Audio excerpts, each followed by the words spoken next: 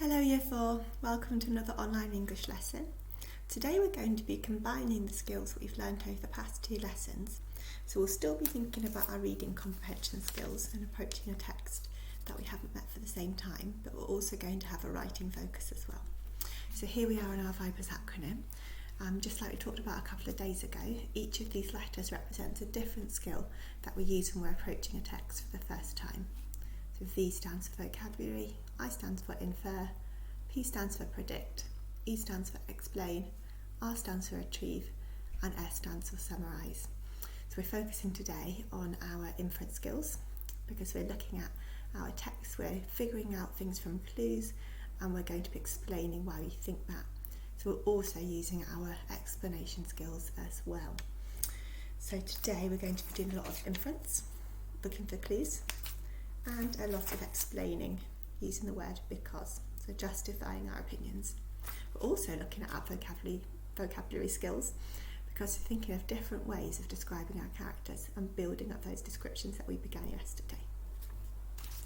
And today our writing focus is developing the quality of our sentences. So we're looking for adjectives, we're looking for phrases that are going to really make the reader have a picture in their mind of what these little people could be like. So we're almost like an artist, we're drawing a picture in the reader's mind so that the reader can understand what we think about these little people. Okay, so let's just remind ourselves of where we are in our work pack. We're on this page here. We know it's a story starter, so it doesn't tell us everything we need to know about the little people, but we get quite a few clues about what they could be like. I'm just going to read it to refresh our memories. They had lived there for as long as he could remember. Generations and generations passed, but very little changed. They kept themselves to themselves, hidden away from the world. Solitary, peaceful, different. They enjoyed staying out of the limelight. They enjoyed letting others be the centre of attention. They were strange folk in a way, small and strange. However, they were also very, very interesting. These small folk were entirely unique, as you are about to find out. That phrase at the end there, entirely unique, we thought about that 2 days ago, didn't we? We thought that the author really wants us to know that they're different from other people. They're mythical maybe, or legendary. They're not humans perhaps. Perhaps they're different completely from humans. And the author said that they are entirely unique. So not just a little bit different, they're absolutely, completely, 100% different, unique, one of a kind. So that means when we're describing them, we might not be describing a human at all. Our description is probably going to be quite mythical, quite legendary. That's the kind of text we're going to be writing. Okay, so yesterday we thought about some adjectives that could describe the characters and some that definitely wouldn't, and we sorted them into the trash bin and to the treasure chest. So this was our trash bin. We decided that they definitely wouldn't be daring because they were so solitary and they'd hidden themselves away from the world. They didn't seem to come out and try new things or be adventurous, so they weren't daring. That went in the trash bin. And we also thought they couldn't be dangerous because if they were dangerous, they'd want to be around other people to be a danger to somebody. They couldn't be a danger to anybody if they kept themselves to themselves. They just lived in their little house and had nothing to do with anyone. And we knew that they wanted to stay out of the limelight, and that was a really big clue because they didn't want to attract attention to themselves. So we thought they might be more likely to be the prey than to be the predator. We thought they were quite vulnerable. In our treasure chest, we had vulnerable, the first one here. We thought our little people were quite vulnerable to being attacked potentially or being eaten by animals because they were so small and they'd actively hidden themselves away. So that's quite a big thing to do, to hide yourself from something else. They must have thought there was a threat to them to want to hide themselves away. We thought they were definitely mysterious because we don't even know enough about them to know what they are. Whether or not they're human, whether they're some kind of mythical or legendary people, we don't know. All we know is comparisons that we could make between this text and maybe other stories or films that we've seen where we have tiny people who live in a door in the hill. So they're mysterious, definitely. We think they must be miniature because they wouldn't fit in the house otherwise. And also, their author has described them as small and different. So they're probably not human. They're probably miniature people. How miniature, we don't yet know, but we know they must be smaller than humans. There's a word that we couldn't decide on, an adjective that we decided would go in the middle of the trash bin and the treasure chest, because actually we don't have enough information yet to know whether or not our characters are suspicious characters. We know that they're unknown, that we don't know very much about them, but we don't know if that's because they're doing anything wrong. So we don't know if we need to suspect them of something. So we need more information before we could decide if we actually need to suspect them of doing anything, and if they are suspicious, or if they're just unknown and just solitary. So we don't know yet. So today what we're going to be doing is we're going to be looking at lots and lots of different adjectives that are all relevant to our characters. They're all adjectives that could be used to describe them, but some of them are more ambitious than others. So some of them are better than others to use in our writing. And we're going to do that so we can build up our descriptions from yesterday. So that's part of our writing focus. So when we're looking at these adjectives, we're going to be thinking about why we think what we think about them. We're going to be explaining our ideas and justifying our ideas with references from our text. So clues from our text that help us to know why we think what we do. Here we have a board. The best adjective is going to go at the top, and the worst will go at the bottom, and then the others will go in the middle. So let's start with this one here, tiny. Well, we know they're tiny, don't we? They're definitely tiny because they wouldn't fit in that house if they weren't tiny. But it's not the most ambitious adjective that we could use. There's lots of other words we could use rather than tiny. So let's put that maybe here. It's not a terrible adjective, but it's not the best. It could go kind of in the middle, but towards the bottom too. So let's have a look then at miniature. That's one of the ones from yesterday. Miniature is a bit like tiny. It tells you something's really small, but it's more ambitious, and also it suggests that something's actually been made to be small. So if you design like a miniature house or a miniature car or a miniature person out of Lego, for example, you're making something small on purpose, aren't you? You're making it so it's tiny. So miniature sounds a little bit more as though they're an actual legendary group or a mythical group. They're something that's different, aren't they? And they're created to be different. They're supposed to be small like this. They're supposed to be another little group. So probably not human. So we can put miniature above tiny. It's better than tiny. There's still better ones we could perhaps use as well. So let's have a look at adorable. That's interesting. If you adore something, what do?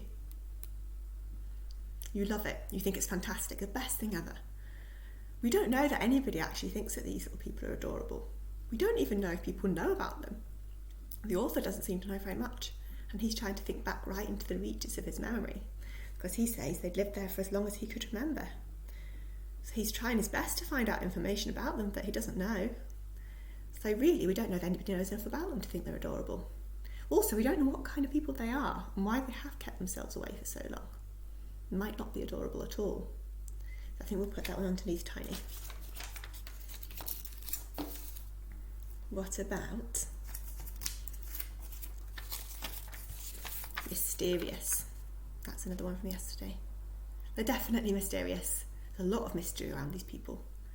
Nobody knows anything about them. We don't know if they're good, bad. Nobody knows. They're absolutely mysterious. I'll put that up quite high, I think. Maybe next to miniature. They're both very good adjectives to use to describe them. They're both ambitious, they're both accurate, they both suggest there's something legendary and mythical, which is what we think they might be. Let's have a look then at vulnerable. Here we are. They must be vulnerable because we've got a really big clue in the text that tells us that. It says here, they kept themselves to themselves, hidden away from the world. Then it says solitary, peaceful, different. They enjoyed staying out of the limelight. So we've got two quite big clues there that they must be vulnerable. Firstly, they've hidden themselves away from the rest of the world. So they've been very active in doing that. So they must think there's a threat to them. They must think there's a threat to their existence. They must be vulnerable. Also, it says they're peaceful and they're different. So that suggests they don't want to fight, but also that they're different perhaps from things around them. Maybe things around them do want to fight, and that's why they're different. We don't know, but we think they must be vulnerable. Go at the top.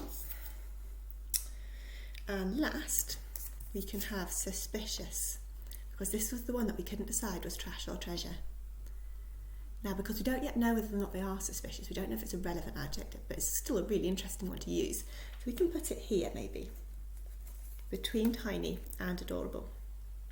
So we've got some really good adjectives here. What we're going to do now in preparation for our writing task is I'm just going to ask you to pause the video and write down your top 3 adjectives. Thank you for pausing the video, that's fantastic. Now we're going to look at some sentence starters and we're going to put some of these adjectives into our sentences. So we're building up those descriptions that we started writing yesterday. So here we are, we've got 2 sentence starters. The first one uses that relative pronoun who that we introduced briefly yesterday, and the second one uses a conjunction although. So they're 2 really good sentence starters to build up the descriptions that we began yesterday. So the first one says, behind the door you could find people who, and then you can continue that sentence in your activity today saying who were miniature, who were vulnerable. So you could say, behind the door you could find people who were vulnerable, miniature, but suspicious. Or you could say, behind the door you could find people who were vulnerable, tiny, and possibly adorable. Underneath, we've got another sentence starter. Although they were small, they were surprisingly. So what would be surprising about something that's small? Suspicious? Because you don't expect something to be small to be suspicious. You think it's going to be harmless, but it might not be. It could be a big assumption. So we could have it there. Although they were small, they were surprisingly suspicious. It's a nice use for alliteration as well. S and S. Surprisingly suspicious. You could develop that more. You could say, although they were small, they were surprisingly suspicious, but adorable. Okay, do you want to pause the video here and use the sentence starters to develop your descriptions from yesterday? Fantastic, thank you everybody for pausing the video and developing your descriptions from yesterday. You've worked really, really hard. Today we've had 2 focuses for our learning. We've been building up our sentences, we've been looking at more ambitious adjectives that we can use, we've ranked them from best to worst and then used them with sentence starters in our writing today.